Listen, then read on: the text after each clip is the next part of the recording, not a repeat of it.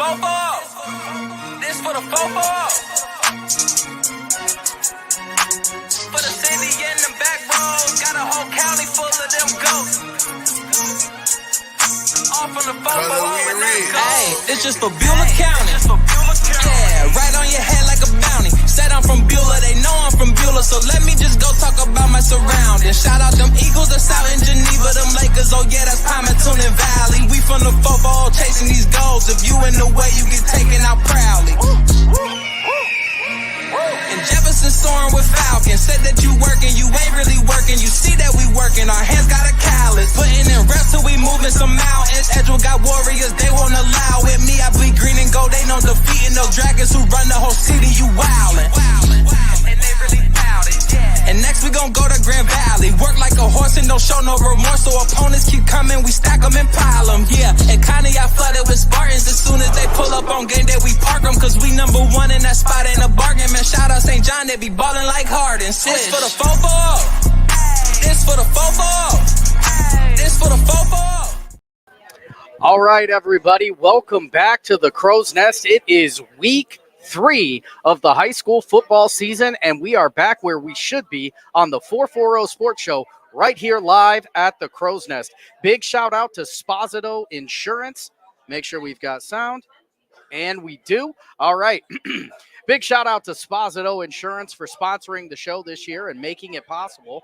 That way we could shoot this live on location. Also want to send a huge shout out to the Crow's Nest for hosting us here at this beautiful establishment. It is absolutely packed to the rafters, but there's still room for one more if you want to come on down. It's wing night down here at the Crow's Nest. $1 wing night. Come down here for some of the best wings in all of Ashtabula County. I know for sure that I will be partaking once this show is over. It's one of my favorite parts of the week, getting some of these chicken wings here, but they make great food altogether, whether it's pasta, whether it's wings, whatever you want, steak. It's all fantastic right here at the Crow's Nest. What a week of football it was last week. You can still see some teams trying to kind of get their feet underneath of each other, or underneath of themselves, rather, as some of them are still out there looking for that first win. I think the first 2 weeks of football is a great way to kind of gauge what you did in the offseason. And some of these teams are getting ready to reset and get ready to get things going. In other cases, like PV, who our player of the week tonight is going to be for the second time this year, another PV kid. It's going to be Ty Vickery, who had himself an absolute game last night. Really, PV welcoming Cardinal into the NAC, which they'll be joining next year in grand fashion. And in fact, 48-0 was the final in that one. And it was the pure rushing attack and strength that you would expect out of PV. But without further ado, let's bring our second player of the week, first guest on tonight's show, and it's going to be Ty Vickery from Pymatuning Valley. Ty Vickery is no stranger to this award. I do believe this is his third player of the week, as he has been the starting running back for the PV Lakers since his sophomore year. Talk about baptism by fire. Ty, welcome to the show. Thanks for having me. I appreciate it. Absolutely, man. So, you guys go out there. You had a big win in week 1 over Mineral Ridge, and I think that was one that, every game is important, but some games get a double circle. And the way that one ended last year, I know did not sit well with any of you guys. Yeah, exactly. Hard game last year. Lost, tough pill to swallow. It was crazy losing on the last play of the game. It definitely shot in the heart. And so this year we came out with some firepower, and we were ready to put it to them. And you guys, you most certainly did exactly that. So, let's talk a little bit about the game last week. You go into Cardinal. Cardinal, a very tough team, much like your guys, much like your team in PV. Rural area, kids who go out there, strength, conditioning, big time, big deal. You guys have to go to Cardinal. Go there. They're going to be joining the NAC next year. What was it like getting ready for the game last week? We had to it was a good game. Last year's game was a close game. So we just had to execute during practices. And yeah. Yeah, so you talked about last year's game, another close one in that one. It certainly wasn't close this year. Yeah. You guys, you went out there and right from the opening whistle, you guys go out there and get the job done. What was it like getting out there and feeling like you had your feet underneath of you? You're coming into your senior year, things are going to change a little bit, but this game, you guys really had a firm grasp on from the opening whistle. Yeah, I mean, it felt good. It felt good going up. I think it was running clock by second quarter. So I mean, it was a good game to, be up. Just ride out the win. So Yeah, and you talk about the running clock, and for those of you who aren't familiar with that, they do have a rule in Ohio. Once you have reached, let's get that off the screen so they can see the star of the show, right? That's you, not me. The running clock, which is 30 before halftime, you guys had reached that and some. You guys have been involved in quite a few games like that. yeah. What are is it difficult to kind of keep your head in the game when you guys are winning like that? Yeah, it's very difficult when you go up on props to them. They're a good team, good coach. But it's really hard to get into the game at that point when you're already up by so much and nothing's really going on offensive side and defensive side. You know. Yeah, now let's talk a little bit about Coach Croston. When you guys are up in games like that, what are some of the things he does to maybe, kick you and Ryan and the rest of the guys right in the butt and let you know you're still playing football? He yeah, he definitely he started screaming at us. We were getting a little sloppy out there at the end of the game. He didn't know if a lot of us were awake at the end of the game. So, just him being vocal, it helps us out a lot. So now you have started for this program for 4 years on defense, but on the offensive side of the ball, you take over the reins for Devin Ray, who took over the reins for Jonah Wilkerson. So a long history of great running backs coming out of PV. Was there any sort of pressure on you coming into that sophomore year to lead up and make sure you hit those what they expect out of their running backs? Oh yeah, lots of pressure. But at the same time, you just got to go out there and do your job. And at the end of the day, that's what I try to do. That's what I strive to do this year. I'm trying to, break some records around PV and get my name known. Well, you certainly got a nice start on it at 260 yards after just 2 games and really just 2 halves of football, that you've gotten to really been the starter in. But, let's talk about the fact you're a senior this year. So, last year, sophomore year, you're kind of trying to prove yourself. Junior year, you're establishing yourself. Now, as a senior, I think people are looking to you for leadership. They're looking for you for the Laker way. What were some of the things that you wanted to make sure you got ready for your senior year? Just staying healthy throughout the year. Just getting the other kids ready too. And then I wanted to, get some colleges' attentions because at the end of the day, that's what the goal is, going to college. But yeah, just trying to just get everything, situated. And then when we leave, me and Ryan, everybody they got us. They're good. So is there any part of your game that you looked to improve on from last year? Now, last year you had a wonderful year, 1,500 yards, more touchdowns than I've got fingers. You really got the job done, but you've come out this year and you look better. You're finding the holes better. You seem to be, you're not getting tired, that sort of thing. What are some of the things you wanted to do in the offseason to actually prepare for this year? One thing I would say is definitely conditioning.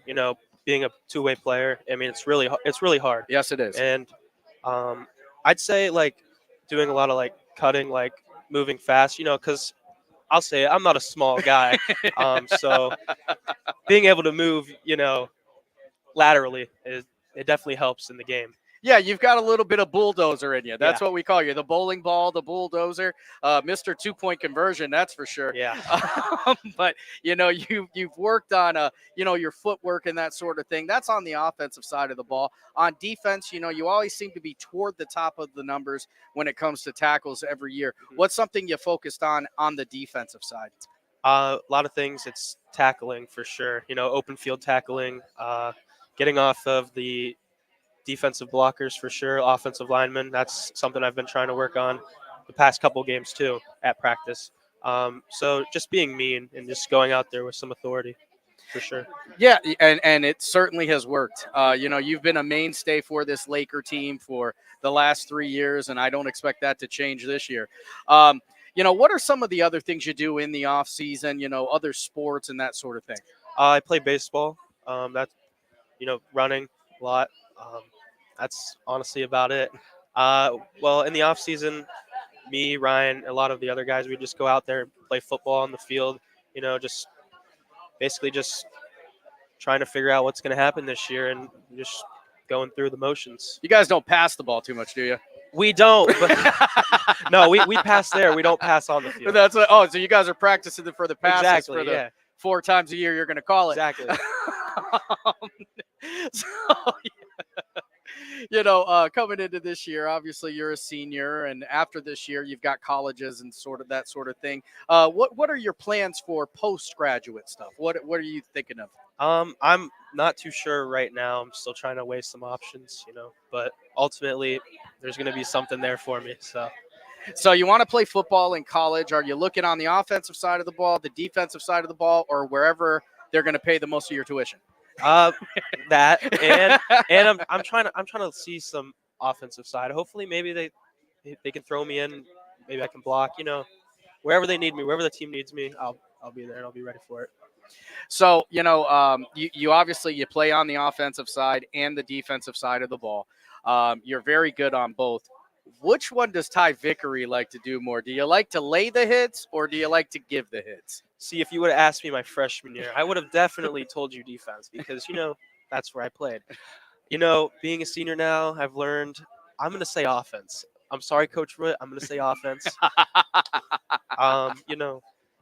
It's just fun. It's fun being able to run the ball, but it's also fun playing defense. So I'm going to I don't know. It's both ways. I'm not going to lie. So, Ty, one of the things about you is your style of running. You know what I mean? It's very physical. It's bruiser type.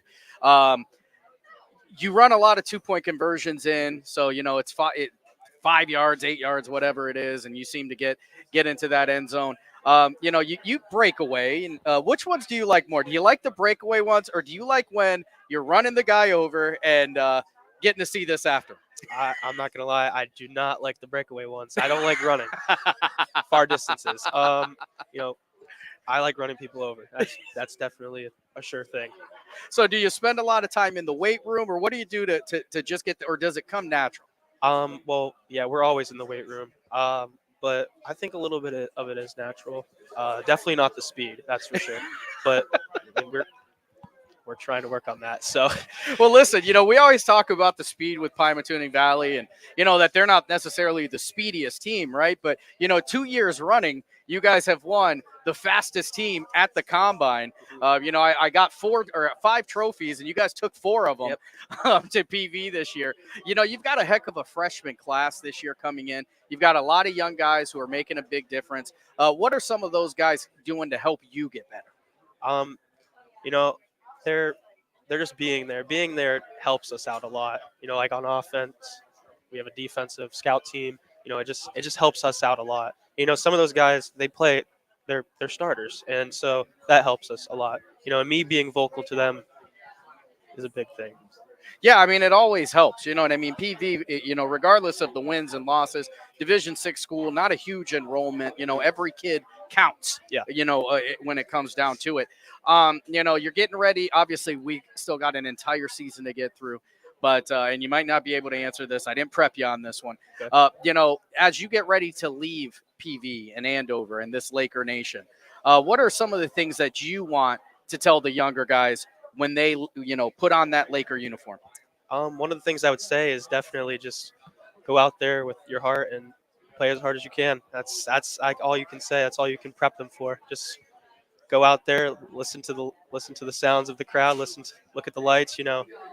Just live it up, live the moment. It's awesome. Yeah, I'll tell you what, that PV crowd is no joke. I am not playing when I tell you guys the cowbells are ringing, the people are yelling, there are, noisemakers, trucks going off, headlights, horns, everything. The home field advantage in Andover is real. You can hear it all the way at Pymatuning Lake when you're pulling up to the stadium. It's the real deal, folks. If you haven't been there, you got to get there. I was surprised myself. The first time I called a game in there, I thought I was going to have to mute the mic. It was so loud in there. Those guys really get it done. How does that kind of help you? Does that pump you up when that crowd is super loud? Oh yeah, it definitely helps you. I mean, I couldn't do it without them, to be honest. I can't play in silence. You got to have the crowd. The crowd definitely makes the game 10 times better, for sure.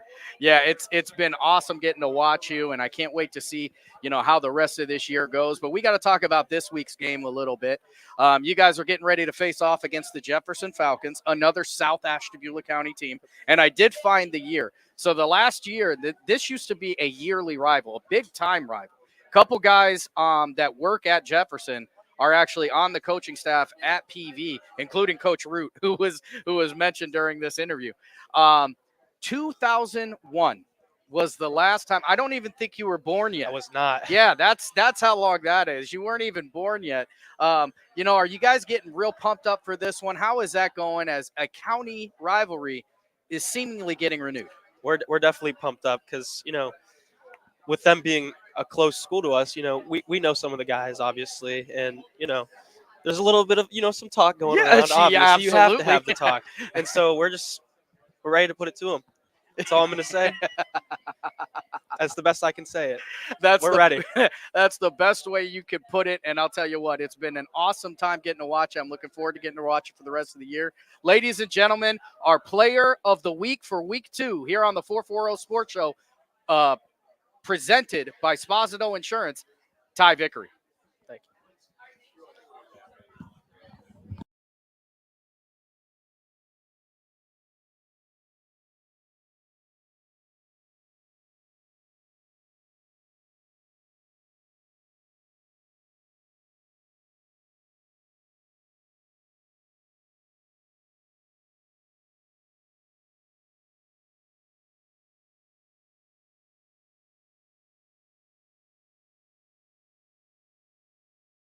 As Comco celebrated 70 years in 2022, we have much to be thankful for. We are proud of the Comco culture as we serve our customers with Comco Care with our premier customer service, quality parts, and on-time delivery.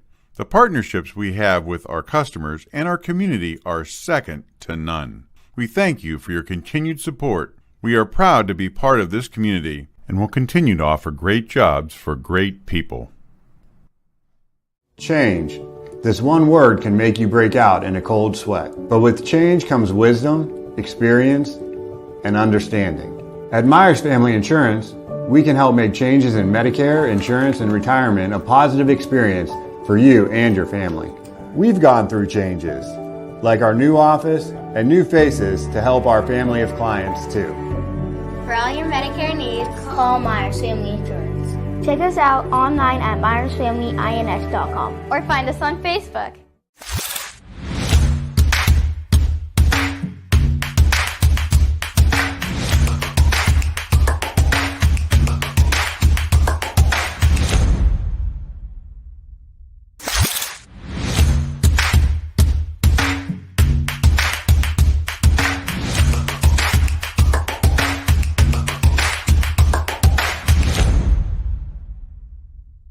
Your culinary adventure awaits at Legends Food and Drink. Experience a welcoming ambiance while you explore our appetizing menu featuring over 20 meals under $20 and over 30 lunches for $12 or less. Our private dining room seat between 10 and 20 at no additional cost. And don't forget our spacious 35-seat bar for your favorite sporting event. Book your special occasion in our elegant banquet room that seats up to 150 comfortably. Legends Food and Drink, a taste you'll remember. Market Street and Route 224 in Boardman. All right, everybody, welcome back to the show. Again, just finishing up that interview with Ty Vickery, our Week 2 Player of the Week here on the 440 Sports Show. As always, thank you so much to Dan Sposito and Sposito Insurance for sponsoring the show this season and making this happen. We couldn't do it without Dan. We couldn't do it without the Crow's Nest. The Crow's Nest for hosting us every single week, sponsoring the hoodies that we give out every single week here. We couldn't do it without people like you. You guys make this possible, and I'm very, very appreciative of everything you do. Want to send a shout out to a brand new sponsor from the Ashtabula area, and that is the Ashtabula County Nursing and Rehabilitation Center, as they become a gold sponsor. So you're going to start seeing their commercials on all of the games. They will also be the official sponsor of all the player profiles and coaching corners that I get to do this year. So I'm really, really happy to get them on there. If you are interested, or your business, in sponsoring on YSN, reach out to me on any of the social medias, 440 Sports page on Facebook, YouTube, Instagram. You can go to ysn@info.com if you want to email on that. We've got plenty of room. We would love to showcase your business right here on YSN Live. We are already on our way to 14 million views on this regional broadcasting network, and I would love to get your business out there so everybody else can see it. Shout out to everybody who's been involved already this year. It's been an absolutely wonderful year. Week 3 of football already upon us, and I cannot believe all the stories that have started. Let's go through and talk about some of the games from week 1. I do want to send a real quick just kind of disclaimer. Normally at this time we would do the volleyball roundup. This week, right now, I've only got the stats on 2 teams. So rather than do a very incomplete volleyball roundup, I think those girls deserve better and they deserve more. So I am going to release those graphics later on this week. I am in the process right now of getting stats from some other coaches. I got some coaches who gave them to me just today, so those are going to be out there for 100% sure. But no volleyball roundup this week. We will have the graphics released and hopefully get that back in the swing of things and get everything rolling again next week, how we always do here on the 440 Sports Show. So let's get into some of the games from last week. Starting off with Lakeside and NDCL. Lakeside falling to NDCL. They were on the road, 14-49, and this one got away from Lakeside, and I don't think I'm telling you guys anything that you can't see. We will be doing the Lake Show live from Los Compadres tomorrow. We'll get a chance to talk to Coach Terry Henton and see what's going on in that one. Not the way that they wanted things to go in that one for sure. But as they get ready to bounce back, they've got a big week against Niles this week. Game number 2, Edgewood and Grand Valley. What a big game this one ended up being. And I'll tell you what, before I go through and give my description and my overview, let's go through the highlights from that game. Thank you to Matt Marr and YSN for putting this together. We'll run those highlights right now. Takes the snap, pulls it. Stewart's going to keep it, looking to the outside, gets a block, lowers his shoulder, flips over the defender, and the Warriors are in. Stewart takes the snap, looking to find Pope, and he's met by Foss Peters, and that ball's fumbled, recovered by Joe Montgomery, and Grand Valley recovers. Takes the snap, rolls left immediately.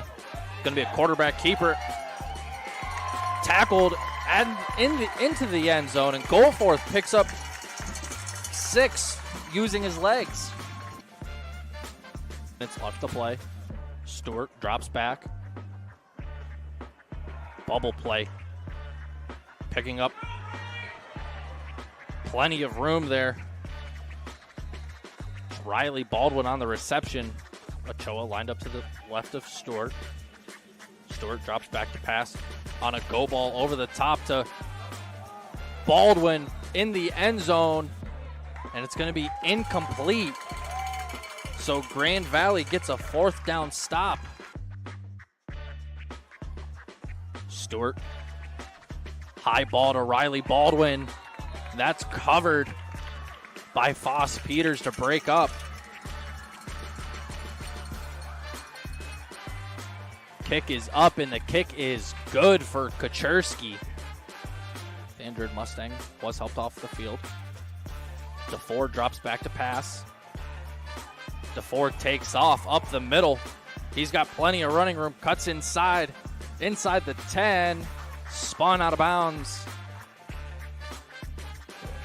Stewart takes the snap, rolls right, fires a pass to Schwartfigger, cuts in, touchdown, Edgewood Warriors.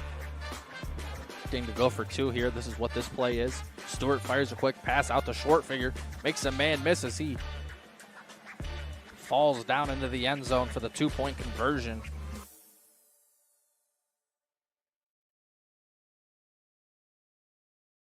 So as you can see there, the highlights in that game, not short of any action in that one. It was an interesting game. I knew this was going to be an interesting matchup. Grand Valley, even being 0-2 this year, they have come out. They have been much, much better than they were last year. Last year was a very difficult year for that Mustangs team. But they've come out in both games and some late losses in the first half. Grand Valley has been darn near unstoppable. That run game with John Foss Peters and Andrew Soltis and Sammy Goforth has been the real deal. They're running that wing T-ish. I don't know if it's exactly the wing T, but it's a very wing T centric offense, and they have found their running game. And I think that's something that Coach Clint Nims has been trying to get established, and he was trying to get established last year. They've got some big guys out there laying some big-time blocks. You've got guys like Mark Hall who are helping set the edge as a tight end. He's also a force on the defensive end spot. But talking about the Edgewood Warriors and some of the things that they can get working this year, they showed right here in some of these highlights. I think that Nate Stewart has one of the best arms in the county. He's shown that he can throw the ball. I've seen him all year in these 7-on-7s, and the kid's just flat. He is not afraid to let that thing fly. He's got a big arm, a strong arm. They've got a young guy coming in JJ Dufour, who is a phenomenal, above-average athlete. He's going to be a guy who's going to be able to do a lot of different things. He can throw the ball, he can run the ball, he can catch the ball. On the defensive side of the ball, he's going to make a difference. And then also you got to talk about Riley Baldwin, the Grim Reaper, the Slim Reaper is how I call him. That young man has hands that have essentially have sticky tack on them. He catches everything. He's got great leaping ability. You see that one touchdown where he catches it, peak of the ball, gets pushed out. Great job by the Grand Valley defender there to keep that touchdown from happening. But it's those type of abilities that make Riley Baldwin such a dangerous football player. And if you're not paying attention to him on offense, he'll get you on defense. He can come over the top in that free safety position, grab the ball out of the air. He's just a big-time playmaker. And I think the Edgewood Warriors, after a very rough week 1 against a very, very good Garrettsville Garfield team, is starting to find their way, and the wheels are starting to move. Elijah Juan Cooper, head coach over there, really getting his kids to play and play very well. It's going to be interesting to see what they look like this week against Harvey, who's a team that's trying to find their feet underneath, trying to get their wheels and get their bearings. Edgewood, this is something where I think Edgewood is looking to go out there and get that dub this week. Moving on, we're going to go over to the Conneaut Spartans as they fall to the Independence Blue Devils 6-27. This one caught me by surprise. I'll be very honest with you. I thought that this was right in the wheelhouse for the Spartans. Colby Stiltner, had an incredible week 1. Isaiah Bowles has shown himself to be one of the premier running backs in the county as well. They've got a guy in Ryan Turner who's able to make catches. This is a kid who gets bumped out from the offensive line to the tight end position. Very big, very strong. He's actually leading them in receiving yards from that tight end position. And I think that's exactly, the type of offense that Coach Rocco Dobrin is very, very comfortable with. He wants these guys, he wants to bully and let his guys, let their strength do the talking. And that's what Conneaut's trying to do. But Independence flat out, they just went out there and outspeeded them. The Blue Devils were flying around the field, got things done. And before you know it, the clock was against them, and Conneaut falls in this one. Jefferson Falcons against the Lakeview Bulldogs. Jefferson has trouble. They can't get into the end zone in this one. And I think more surprising than the loss, because I do think that Lakeview is a very good football team. I think that they're in arguably the best conference in football in the NE8.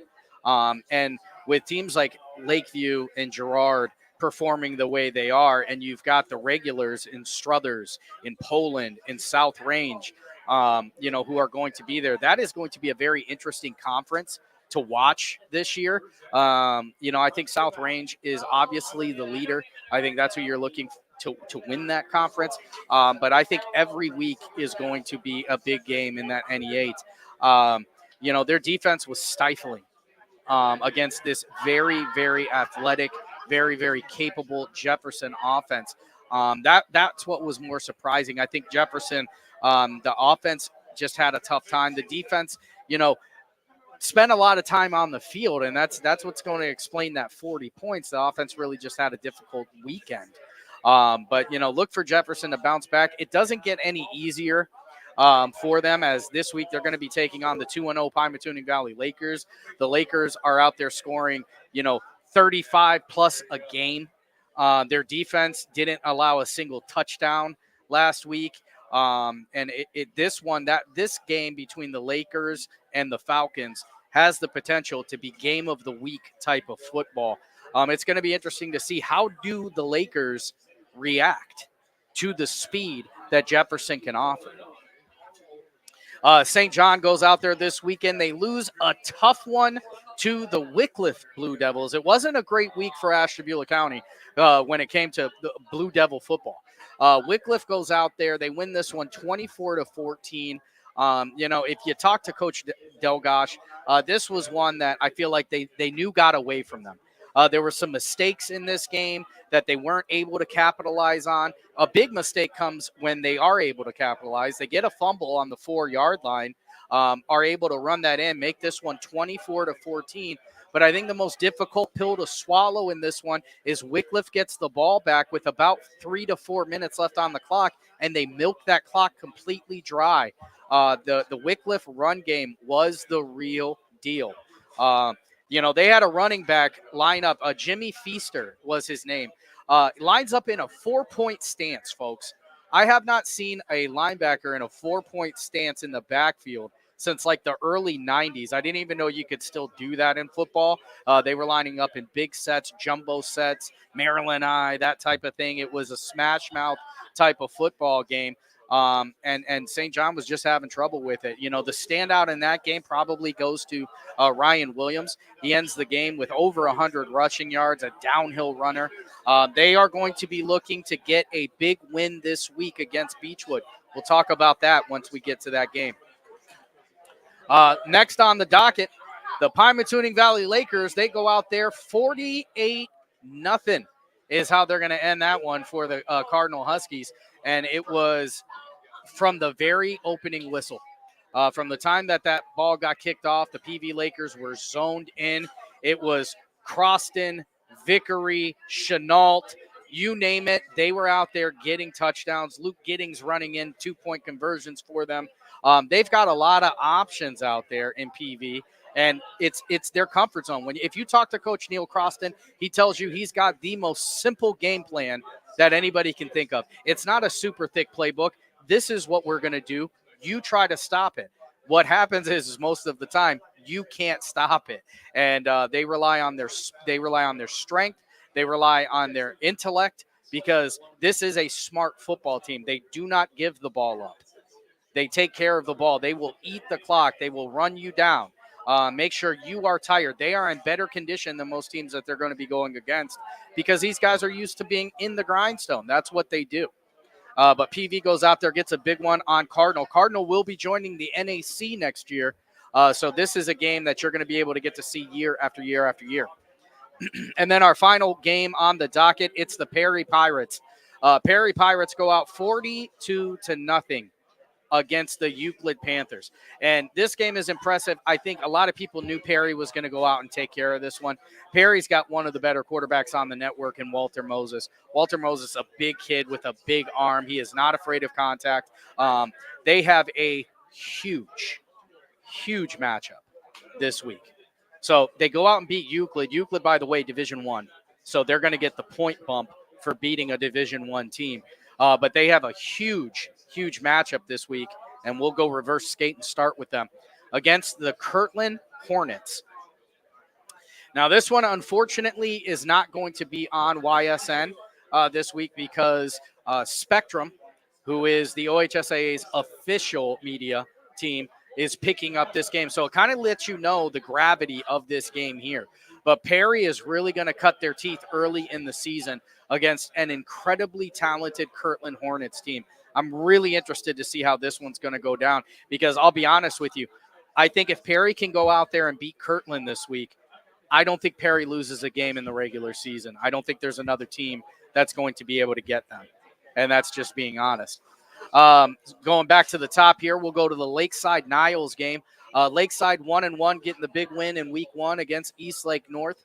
They're going to be taking on Niles, who's had a very, very tough start in 0-2. Niles is going to be trying to get some momentum going in their favor.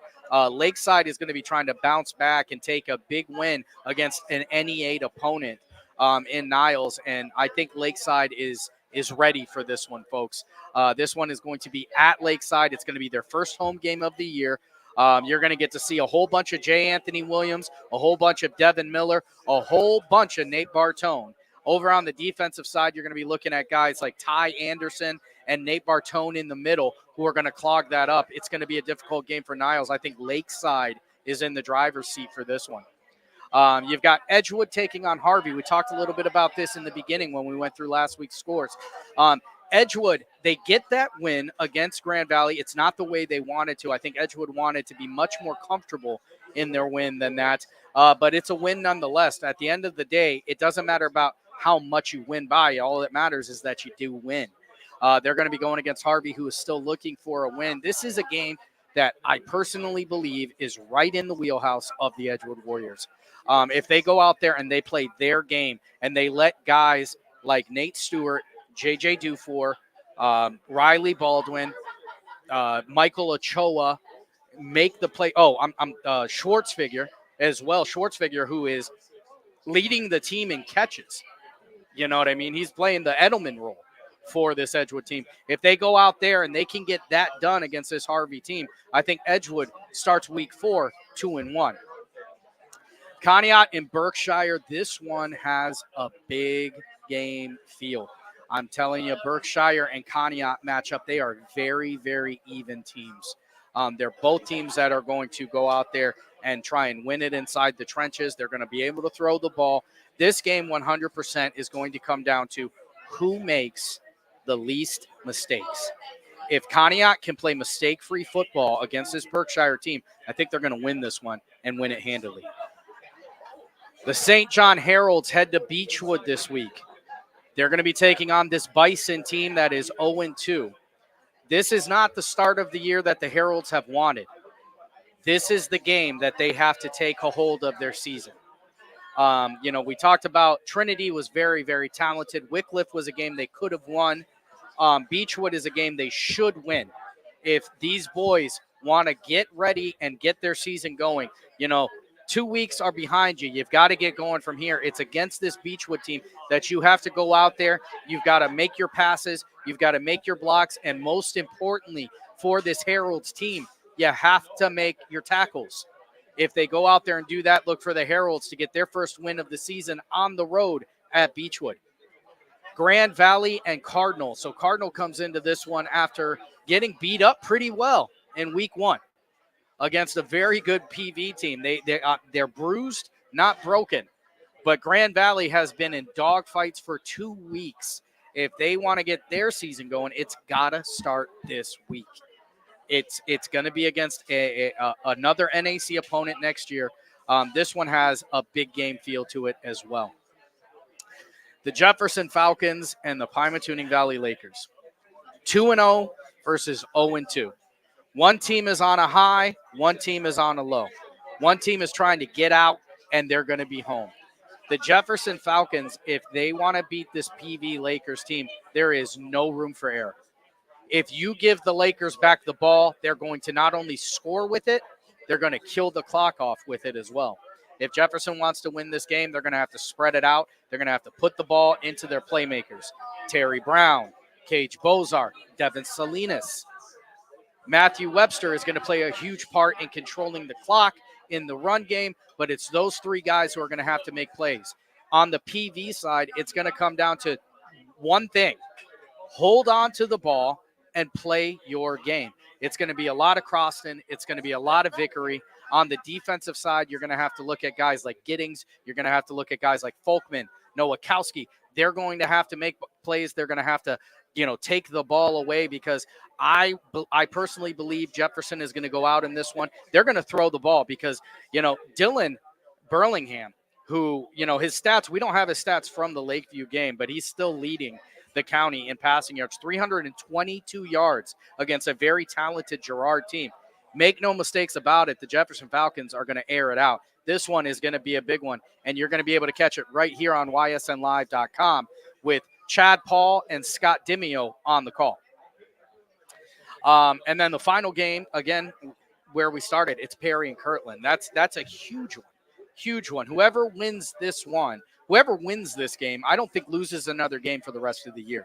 If Kirtland can knock off Perry, Kirtland's not losing to anybody. If Perry can knock off Kirtland, I don't see anybody else who's going to be able to do it, because I don't think Perry will face another team as tough as Kirtland for the rest of the regular season. So that is what's coming up this week. And now we're going to get to one of my favorite parts of the show, and that is our area stat leaders.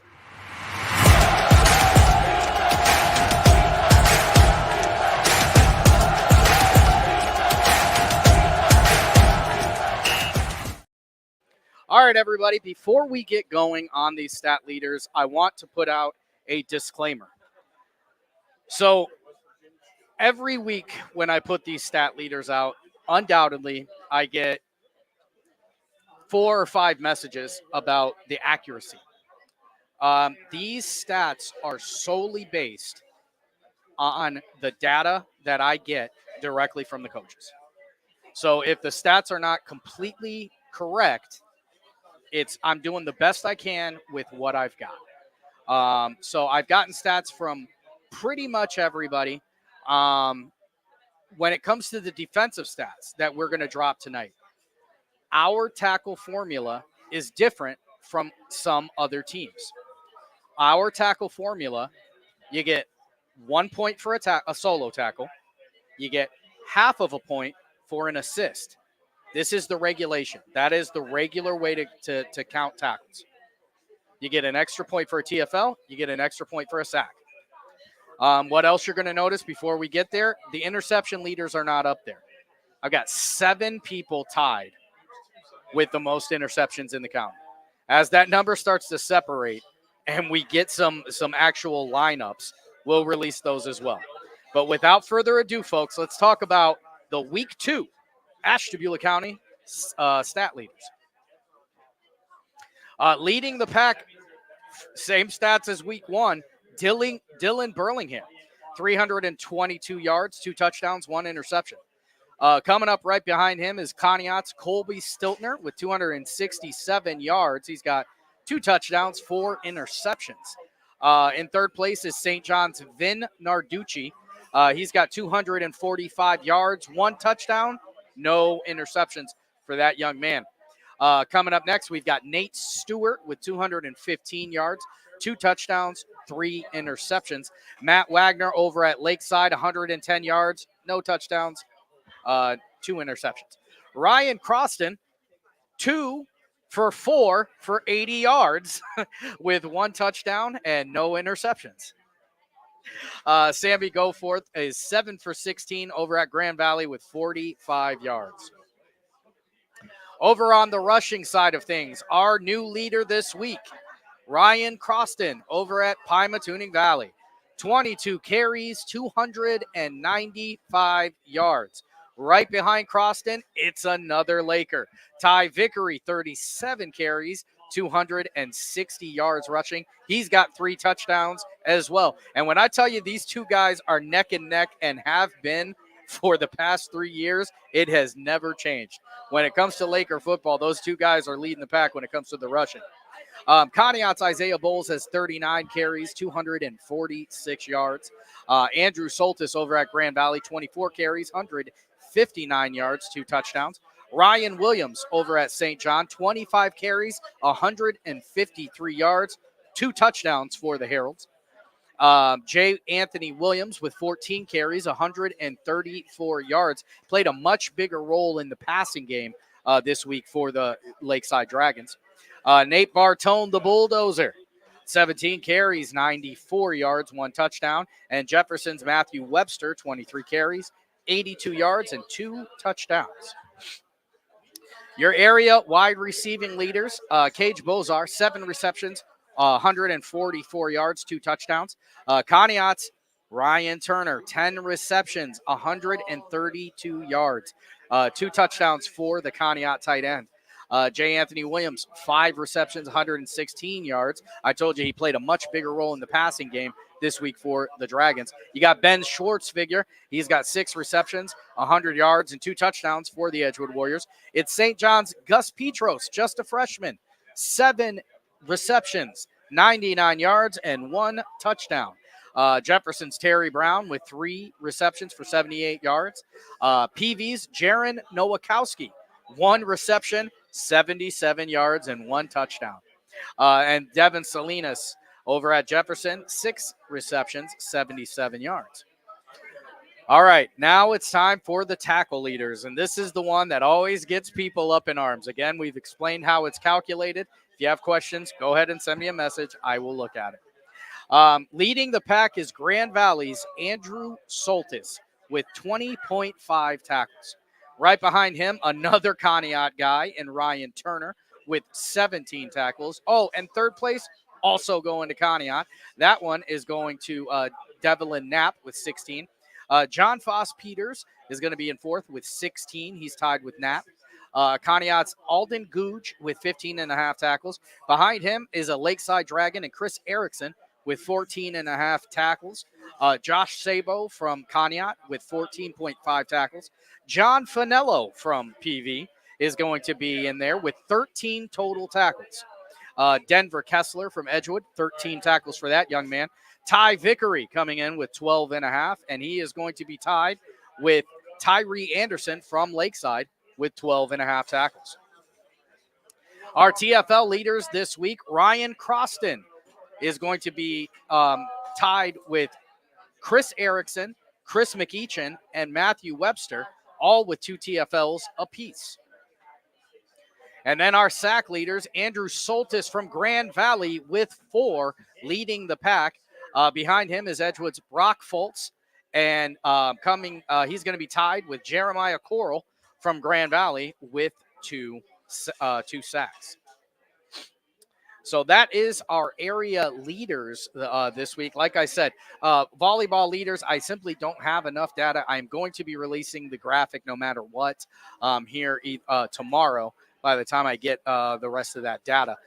So we will be getting that stuff out, and I'm hoping to get more of that ready to go for the show next week. Make sure you guys tune in as we're going back-to-back. Like Drake said, I'm going live at Los Compadres tomorrow for the Lake Show. So that'll be a fun one. We'll be talking a lot with Coach Terry Henton, as well as his Dragon Player of the Week and his Scout Player of the Week. Want to send a huge shout-out again to Dan Sposito and the Crow's Nest for sponsoring this show this year. We will be back week 4. Lots more stats, lots more games, lots more to talk about. And as always, folks, my name is Sam Torres, and this is for the 440. This for the 440. This for the 440. For the city and the back roads, got a whole county full of them ghosts. All from the 440 and let's go. Hey, it's just for Beulah County. Yeah, right on your head like a bounty. Said I'm from Beulah, they know I'm from Beulah, so let me just go talk about my surroundings. Shout out them Eagles that's out in Geneva, them Lakers, oh yeah, that's Palmerton and Valley. We from the football chasing these goals. If you in the way, you get taken out proudly. And Jefferson soaring with Falcons. Said that you working, you ain't really working. You see that we working, our hands got a callus. Putting in reps till we moving some mountains. Edgewood got warriors, they won't allow it. Me, I bleed green and gold, they know defeating those dragons who run the whole city. You wildin'. And they really bout it, yeah. And next we gon' go to Grand Valley. Work like a horse and don't show no remorse. So opponents keep coming, we stack them and pile them, yeah. And kinda got flooded with Spartans. As soon as they pull up on game day, we park them. Cause we number 1 in that spot, ain't a bargain. Man, shout out St. John, they be ballin' like Harden. This for the 440.